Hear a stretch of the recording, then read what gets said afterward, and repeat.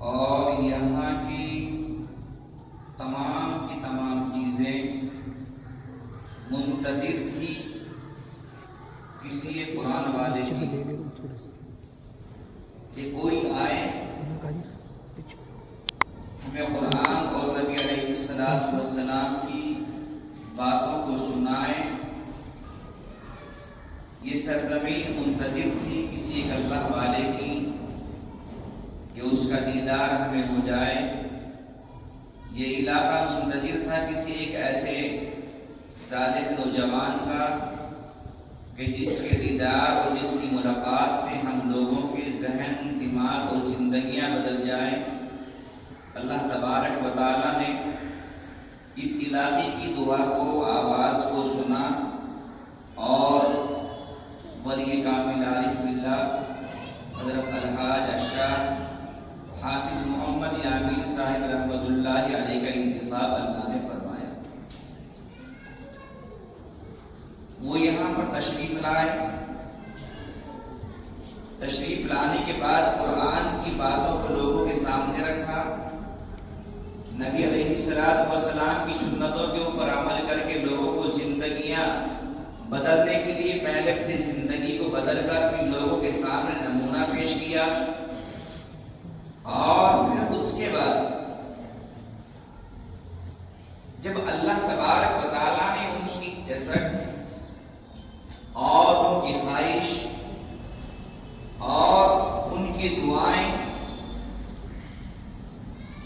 پھر ان دعاؤں کے ذریعے اللہ تبارک و تعالیٰ نے اس ادارے کا قیام ہم لوگوں کے جو سامنے موجود ہے اس کو اللہ نے مقبول فرمایا۔ اور پھر یہ الحمدللہ امید یہ ہے کہ انشاءاللہ قیامت تک کی جاری اور ساری رہے گا۔ جتنے لوگ یہاں پر آتے رہیں گے ان کو اس کا ثواب ملتا رہے گا، جتنے یہاں سے منسلک رہیں گے ان کو برابر اس ادارے کا، اس خانقاہ کا ثواب ملتا رہے گا۔ اگر یہاں سے ملتے ملتے قبرستان پہنچ گئے تو ہم قبرستانوں میں ہوں گے، لیکن اللہ کے بدلے سے اس ادارے کا فیض وہاں پر بھی جاری و ساری رہے گا۔ تو بڑی خوشی کی بات ہے کہ آپ حضرات یہاں پر آتے رہتے ہیں اور آنا چاہیے۔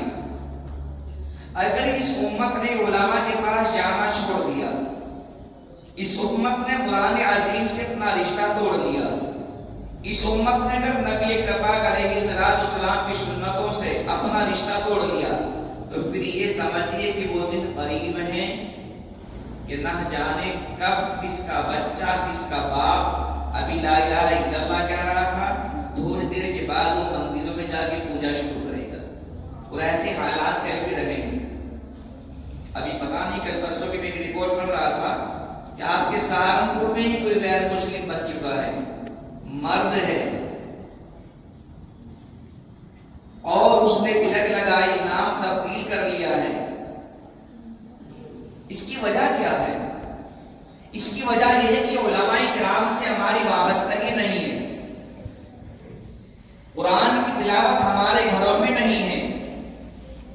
اپنے بچوں کو ہم اچھا بنانے کے لیے اسکولوں کا، کالجوں کا، یونیورسٹیوں کا ایک نظام دیکھنے کے لیے جاتے ہیں، مگر کبھی یہ نہیں سوچتے کہ ہمارے بچوں کا نظام اگر سدھرے گا تو مدارس اسلامیہ سے سدھرے گا، قرآن عظیم کی تلاوت سے سدھرے گا۔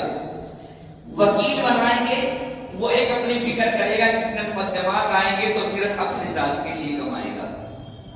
ڈاکٹر بنائیں گے تو ڈاکٹر اپنے آپ کو یہ کہے گا مریض آئیں گے ان سے اپنے پیسوں کا پورا کروانا اور اپنے پیسوں کو اکٹھا کرنے کے انتظام بنائے گا۔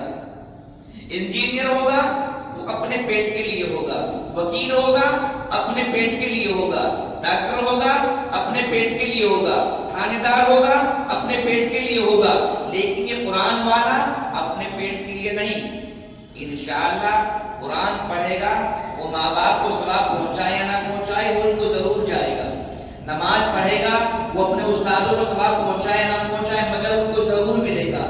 یہ تلاوت کرے گا، ثواب سب کو ملے گا۔ یہ قرآن پڑھے گا، ثواب سب کو ملے گا۔ نماز پڑھے گا، ثواب سب کو ملے گا، اور دینی کام کرے گا، ثواب سب کو ملے گا۔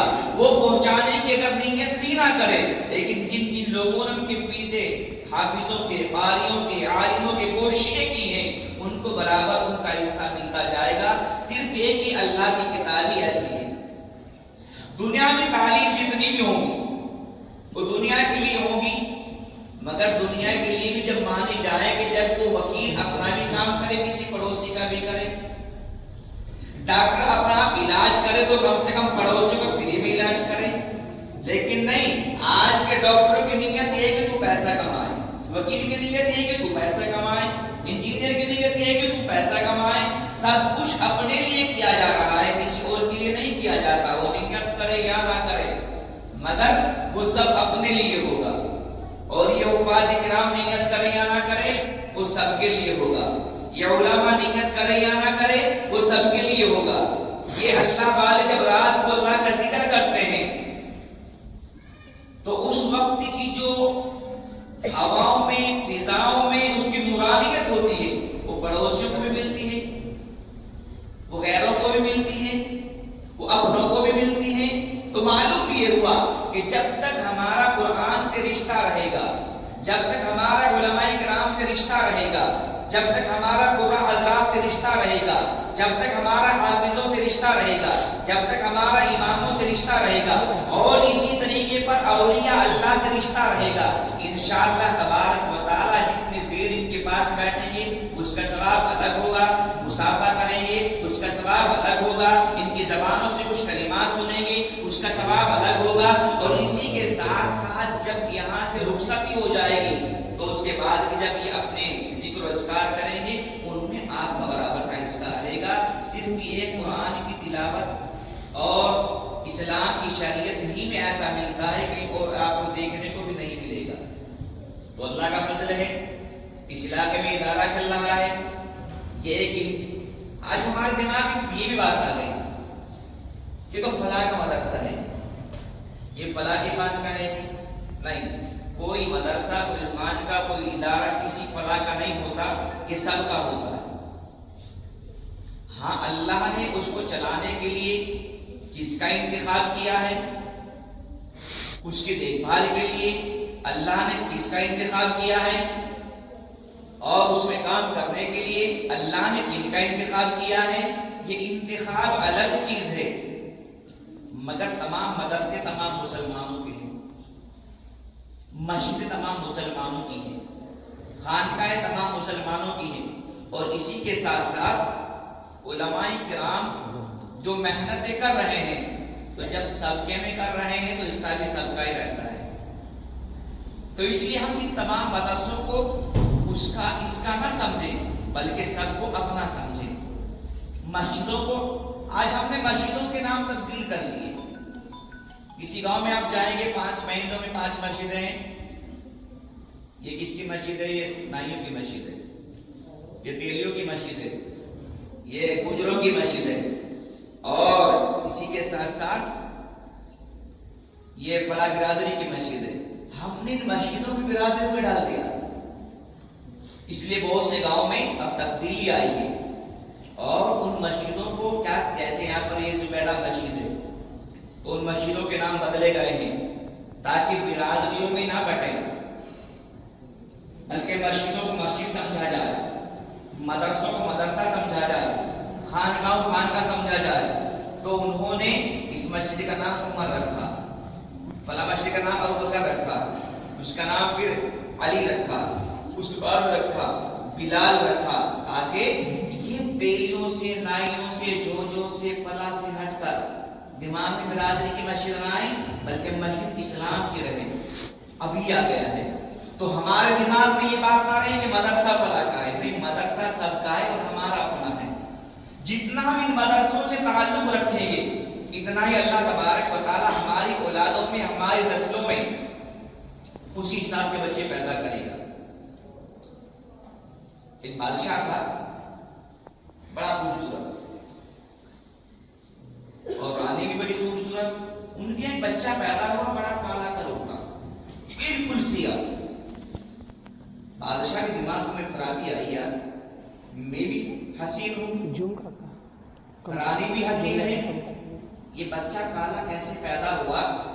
کوئی رانی نے کوئی غلط کام تو نہیں کر لیا؟ تو اس نے ساتھیوں کو بلایا،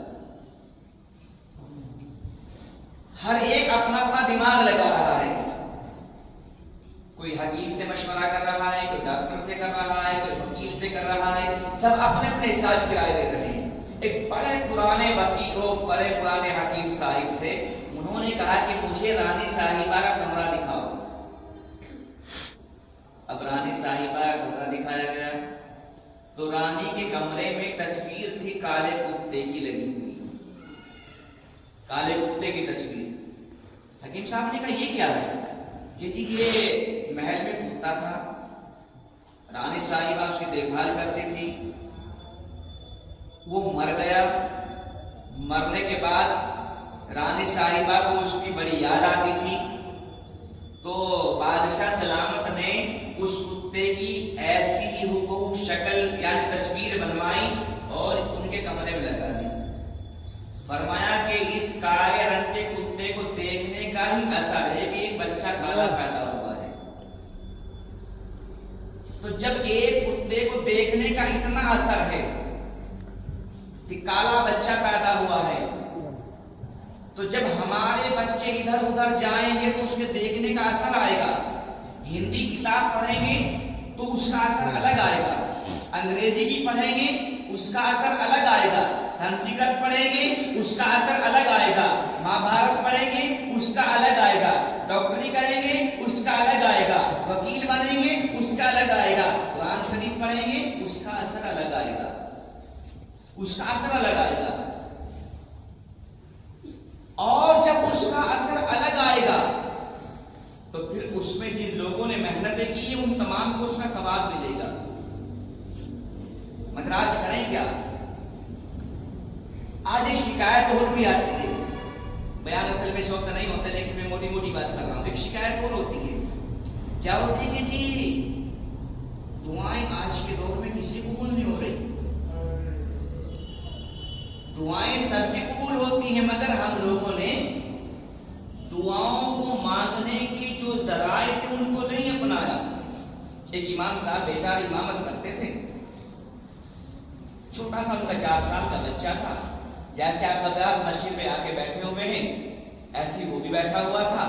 لوگ نماز پڑھنے کے لیے جب آتے تو آپ حضرات کے جیسے چپل باہر نکلے ہوئے ہیں تو نمازیوں کی بھی ایسے ہوتے ہیں۔ وہ چھوٹا سا بچہ باہر نکلتا، کچھ چپل جوتوں کو ادھر کر دیا کرتا، کچھ چپل جوتوں کو ادھر کر دیا کرتا۔ اب لوگ باہر نکل کر بھی یہ کس نے کیا؟ تو چھوٹا سا بچہ کہتا ہم نے کیے جی۔ آپ نے کیے؟ کہ جی۔ کیوں؟ کہ دیکھو یہ جو چپل جوتے ادھر رکھے ہوئے ہیں یہ جنتی لوگوں کے ہیں، اور یہ جو چپل جوتے ادھر رکھے ہوئے ہیں جہنمی لوگوں کے ہیں۔ اب اگر کسی کو میں کہوں کہ تم جہنمی ہو تو اس کو تو جنون آئے گا، جوش آئے گا۔ تو جن کو جہنمی بتایا انہوں نے کہا امام صاحب اس بچے کو سمجھاؤ، ہمیں جہنمی بول رہا ہے۔ تو امام صاحب نے کہا بیٹا ایسا مت کرو، کہا ابا جی قسم کھا کے کہہ رہا ہوں کہ یہ بات سچ ہے۔ اب تو اور ان کو جھنجھلاہٹ آئی، انہوں نے کہا اچھا امام صاحب اگر آج کے بعد ایسی حرکت کرے گا تو آپ کی بستر بند ہوگی۔ کیونکہ آج کل لوگ اماموں کو، علماء کو ان کی شریعت کی غلطی پر نہیں نکالتے، نہ کہ مسئلے پر۔ اس مدرسے والوں نے میرے یہاں کھانا نہیں کھایا جی، اب بتاؤں گا میں ان کو۔ یہ میری بارات میں نہیں گئے تھے، میں بتاؤں گا ان کو۔ امام صاحب نے میرے بچے کی پٹائی کی، میں بتاؤں گا اس کو۔ کبھی بھی یہ نہیں کہتا اس کی شریعت کی کوئی غلطی بھی ہے کہ نہیں ہے اپنے ناک کے مسئلے پر۔ تو انہوں لوگوں نے کہا بچے کو سمجھاؤ یا آپ بھی جاؤ۔ اب ان بیچاروں نے اپنے پیر صاحب کو خط لکھا، امام صاحب نے، کہتے ہیں نا کہ پیر بنانے سے کیا فائدہ ہوگا، پیر بنانے سے فائدہ یہ ہوتا ہے۔ انہوں نے خط لکھا یہ حضرت میرا 4 سال کا بچہ ہے، وہ ایسی ایسی حرکت کر رہا ہے، میرے بچے کے لیے دعا فرما دیجئے، یہ میرے بچے کو سمجھا دیجئے۔ خط کا جواب آیا کہ اس بچے کو لے کر میرے پاس آؤ۔ اب یہ امام صاحب اس بچے کو لے کر پیر صاحب کے پاس پہنچ گئے۔ اب پیر صاحب کے پاس جو گئے تو پیر صاحب نے بھی امتحان لیا کہ بیٹا یہ چپل جوتے رکھے ہوئے ان میں بتا سکتے ہو کہ جی۔ تو وہاں بھی کچھ چپل جوتے ادھر کی ہے، کچھ چپل جوتے ادھر کی کہ جنتی لوگوں کے جہنمی کو۔ اب پیر صاحب بھی حیران، کہا جی حضرت یہی وہاں مسئلہ ہو رہا ہے۔ تو حضرت پیر صاحب نے پتا کیا کہا کہ اس بچے کو سامنے ہوٹل پہ کھانا کھلا کے لاؤ، اس کے بعد بات کریں گے۔ اب باپ نے بچے کو اٹھایا اور ہوٹل پہنچا، اور پہنچنے کے بعد کھانا کھلایا، کھانا کھلانے کے بعد واپس آئے۔ پیر صاحب نے کہا بیٹا ادھر آؤ، اب پھر بتاؤ چپل جوتے کس کے جنتی کون جہنمی؟ کہا جی اب میری سمجھ میں نہیں آ رہا،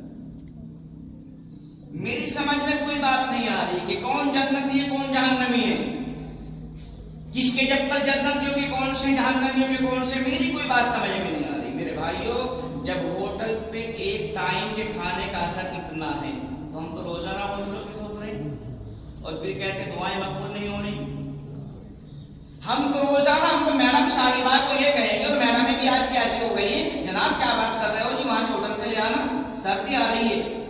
اور ہم تو میڈموں کو کہتے ہیں کہ بس آپ اپنے ہاتھوں کو زور مت دو، ابھی میں ہوٹل سے منگا لیتا ہوں کھانا۔ جب ایک ٹائم سے ہوٹل کا اتنا اثر ہے تو روزانہ کھانے کا کتنا اثر ہوگا۔ اور وہ بچہ بھی کون ہے؟ مجدد الفسان رحمت اللہ علیہ، اتنے پائے کے بزرگ ہوئے تو بات ہے، وہ بچپن سے چلتا ہے۔ ماں باپ اپنے بچوں کو انگریز بنانا چاہے انگریز بنیں گے، وکیل بنانا چاہے وکیل بنیں گے، جج بنانا چاہے جج بنیں گے، آفیسر بنانا چاہے آفیسر بنیں گے، ڈاکٹر بنانا چاہے ڈاکٹر بنیں گے، اور عالم بنانا چاہے تو عالم بنیں گے۔ عالم بنے گا قرآن پڑھے گا ثواب تجھے بھی ملے گا، عالم بنے گا نماز پڑھے گا ثواب تجھے بھی ملے گا، عالم بنے گا تو اس کے ساتھ ساتھ جب تو قبرستان جائے گا تو انشاءاللہ تبارک و تعالیٰ اس کا قرآن تیری قبرستان میں کام آئے گا۔ بہرحال بات لمبی ہو جائے گی، مجھے معلوم نہیں کتنی لمبی ہوتی ہے یہاں پر، لیکن ایک بات بتاتا چلوں، کتنے لوگ ہیں جو اپنی قبروں کو جنت بنانا نہیں چاہتے؟ ہے کوئی جو جنت بنانا چاہتا؟ کوئی نہیں چاہے گا۔ سب چاہتے ہو کہ جنت، قبر ہماری جنت بن جائے، کتنے لوگ چاہتے ہیں؟ آپ اٹھاؤ، جلدی قبرستان پہنچ جاؤ، ٹھیک ہے؟ گارنٹی دوں گا انشاءاللہ، قبرستان میں جاؤ جنت کماؤ۔ کیسے؟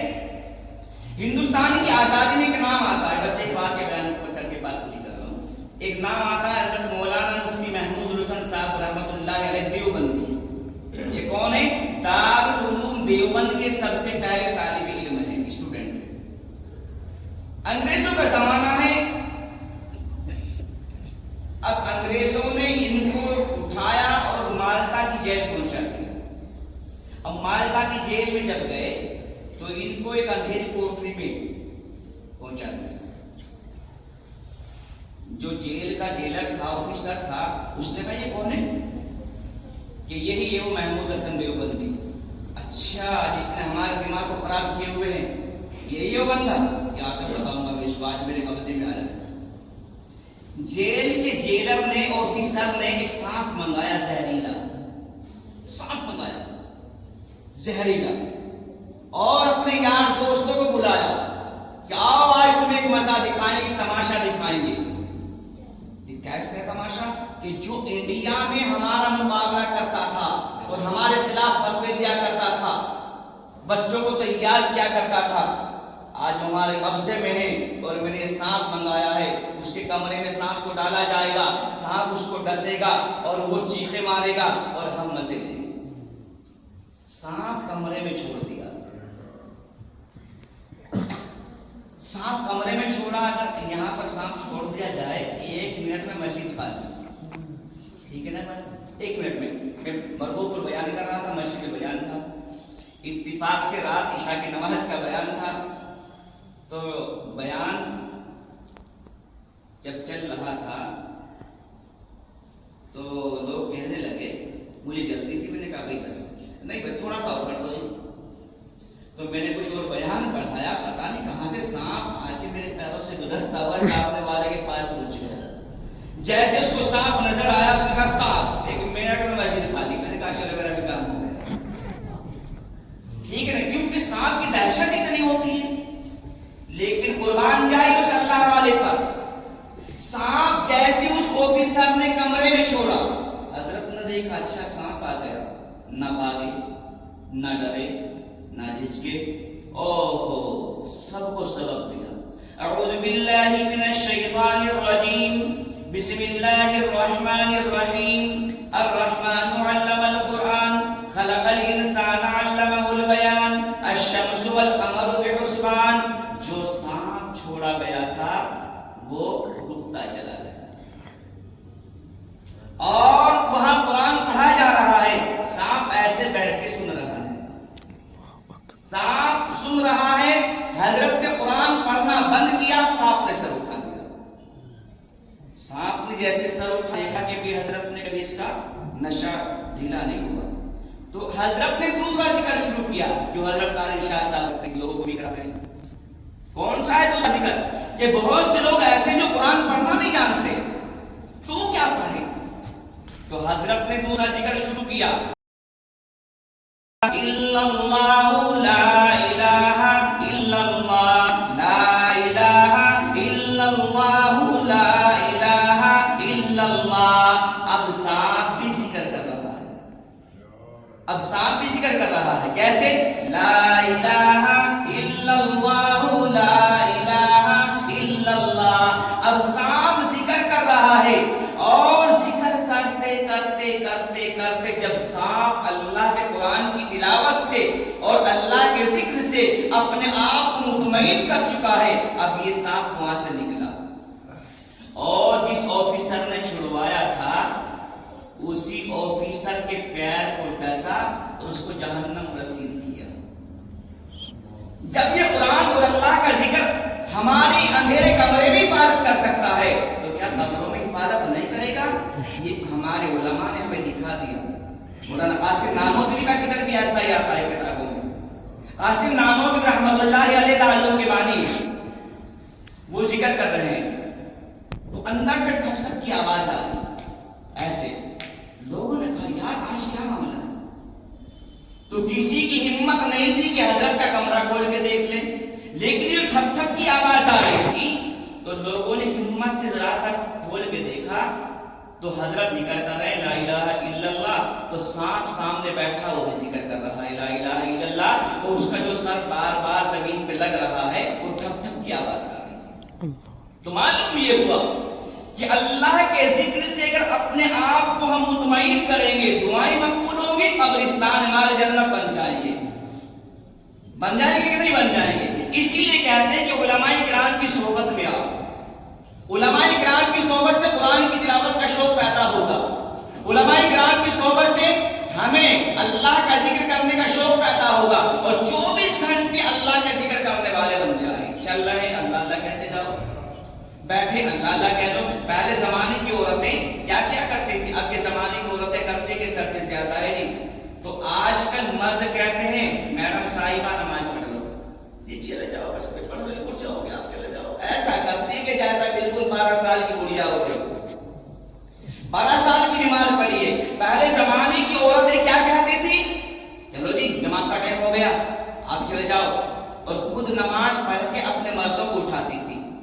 آج کل مرد اٹھا رہے عورتوں اٹھنے کو تیار نہیں ہے. تو ایسی عورتوں کا کیا ہوگا جی, ایسی عورتوں کا یہ ہوگا کہ اگر عورتوں کی زندگی میں دین آ جائے تو انشاءاللہ بچوں کا سنورنا آسان ہو جائے گا. لیکن ہم سوارے کہاں سے, سیکھے کہاں سے, لائے کہاں سے؟ ہمارے پاس تو ہم حضور کی تعریفیں کرتے ہیں مگر حضور کا نام لینا بس آتا نہیں ہم سے. بس ایک بات اور بات پوری کہ حضور کا نام لینا نہیں آتا ہم سے. کیوں نہیں آتا؟ کہ ہمارے تعلقات علماء سے ختم ہو گئے. لوگ کہتے ہیں کہ فلاں مولوی میں اتنا وہ ہے, فلاں وہ میں اتنا ہے. کچھ نہیں. میں بتاؤں آپ کو, جتنا اپنے علماء سے ہم محبت کریں گے اتنا ہی ہم لوگ فائد اٹھائیں گے. حضرت مفتی مظفر حسین صاحب رحمۃ اللہ علیہ سہارنپوری, کسی نے ان سے یہ کہا کہ حضرت آج کے زمانے میں مجھے کوئی بھی اچھا مولوی نظر نہیں آتا. میں دیکھتا ہوں مجھے کوئی اچھا نہیں نظر آتا, بس ایسے ہی سب. اور یہ آج عام زبان ہو گئی. اجی بس آج کل تو دور ہی بدل گیا. کہاں ہے, پہلے ملا مولوی تھے, آج کل کہاں ہیں. ارے بھائی کہاں نہیں, تیری آنکھوں کا چشمہ بیکار ہے. تو مفتی صاحب نے بھی جواب دیا تھا کہ اپنی آنکھ کا چشمہ صحیح کر لو, انشاءاللہ یہ تمہیں صحابہ نظر آئیں گے. ہم لوگ ان کو بدنگاہی کی طرف سے بدنیت کر کے ہم ان کو دیکھتے ہیں. اگر ہم اچھی نیت کر کے دیکھیں یہ اچھے نظر آئیں گے, بری نیت کر کے دیکھیں تو یہ برے نظر آئیں گے. آج کل ہمارا عالم یہ ہو رہا ہے, اگر ہم برائیوں سے دیکھا جائے گا علماء کرام کو تو برے نظر آئیں گے, اچھائیوں سے دیکھا جائے گا انشاءاللہ اچھے نظر آئیں گے. تو میں عرض کر رہا تھا ہم سے نبی کا نام لینا ہی نہیں آتا. کیسے آئے گا؟ ان علماء کرام کے پاس آئے. ایک بادشاہ ہوا محمود, 1 منٹ کا واقعہ بات کروں. اس کا وزیر ایاز, وزیر کا بیٹا ہے, اس کا نام ہے محمد. بادشاہ کا خادم ہے محمد بچہ. بادشاہ کہتے ہیں محمد بیٹا ادھر آؤ, محمد بیٹا یہ کام کر دو, محمد بیٹا مجھے کتاب سنا دو. ایک دن بادشاہ نے کہا اے ایاز کے بیٹے, جی بادشاہ چلا لوٹے میں پانی لاؤ. ابھی لوٹے میں پانی جو لینے کے لیے گیا تو دماغ میں بات آئی, یار روزانہ مجھے محمد کہہ کے پکارتے تھے بادشاہ سلامت, اور آج تو یہ کہا ہے ایاز کے بیٹے کوئی تجھ سے گستاخی تو نہیں ہو گئی. تو پانی لے کے آیا, بادشاہ کے ہاتھوں پہ پانی ڈالا, وضو کرایا. اس کے بعد پیار سے کہا بادشاہ سلامت کہ جی بیٹا آپ مجھے بار بار محمد کہہ کے بلاتے تھے, پیار سے کہتے تھے, محبت سے کہتے تھے, لیکن آج آپ نے ایاز کا بیٹا کہہ کے بلایا ہے, کوئی مجھ سے غلطی تو نہیں ہو گئی؟ کہا نہیں بیٹا ایسی کوئی بات نہیں ہے. یہ پھر کہ بیٹا اصل بات یہ ہے کہ تیرا نام محمد ہے اور محمد تو میرا نبی کا نام ہے. میں نے ساری زندگی کبھی بھی اپنے نبی کے نام کو بغیر وضو کے نہیں لیا, اپنے نبی کے نام کو بغیر وضو کے کبھی نہیں لیا. آج میرا وضو نہیں تھا, اس لیے میں نے سوچا کبھی تجھے آج محمد کہہ کے بلاؤں تو میرے نبی کے نام کی بے ادبی ہو جائے. اس ادب کو قائم رکھنے کے لیے میں نے آج تجھے محمد کہہ کے نہیں بلایا, ایاز کا بیٹا کہہ کے بلایا ہے, تاکہ میرے نبی کے نام کی بے ادبی نہ ہو جائے. اور ہم تو اس میں منہ میں گٹکے ڈال کے محمد محمد کہہ رہے, تو ہمارے بے ادبی کون کر رہا ہے؟ ہم کر رہے ہیں. تو جس میں محمد کا نام لینا نہ آئے تو امتی بنے پھر رہے.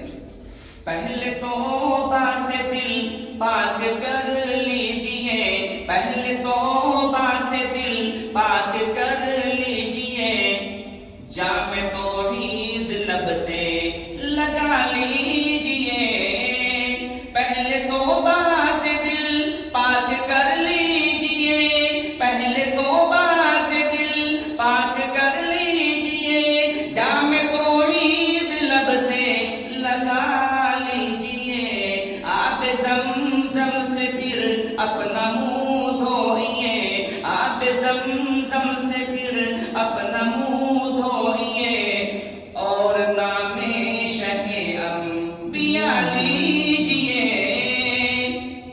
اتنا کہہ دیجئے آج باصر ذرا, اتنا کہہ دیجئے آج باصر ذرا, آپ کی نعت گوئی کا مقصد ہے کیا, گر نبی کی غلامی کی ہے آرزو, گر نبی کی غلامی کی ہے آرزو, تو غلام نبی سے دعا لیجئے. آپ زمزم سے پھر اپنا منہ دھوئیے, اور نام شہ انبیاء لیجئے. اپنے نبی کو نام کے لینے کے لیے کیسے لیا جائے, تو یہ بتائیں کہ علماء کرام کیسے لیا جاتا ہے, یہ بتائیں کہ قرآن کیسے پڑھا جاتا ہے, یہ بتائیں کہ نماز کیسے پڑھی جاتی ہے, یہ بتائیں کہ اللہ کے سامنے جھکا کیسے جاتا ہے. جب ہمارا ان سے تعلق ہوگا انشاءاللہ ہماری نسلیں بھی سدھر جائیں گی, ہماری زندگی سدھر جائیں گی. اور اگر ان سے تعلق ٹوٹ گیا سمجھو کہ جیسے ابھی وہ مسلمان کافر بنا ہے, ایسے نہ جانے کس کس کا نمبر آ جائے. اللہ تعالیٰ ہم تمام کی حفاظت فرمائے, ایمان کی حفاظت فرمائے, ہمارے ولیوں کی بزرگوں کی حفاظت فرمائے, اور خاص طور سے ہمارے مدارس اسلامیہ علماء صلاح اور خانقاہوں کی حفاظت فرمائے, اور تمام امت مسلمہ کی ماؤں کی حفاظت فرمائے. آخری بات یہ ہے کہ ان سے ہٹیں ہماری عورتیں. آج کل لڑکیوں کے اندر کتنا انقلاب آیا, تقریباً 9 لاکھ لڑکیاں غیر مسلم بن گئی. یہ سدھرے گی کہاں سے؟ یہ سدھرے گی قرآن کی تلاوت سے, علماء کی صحبت سے.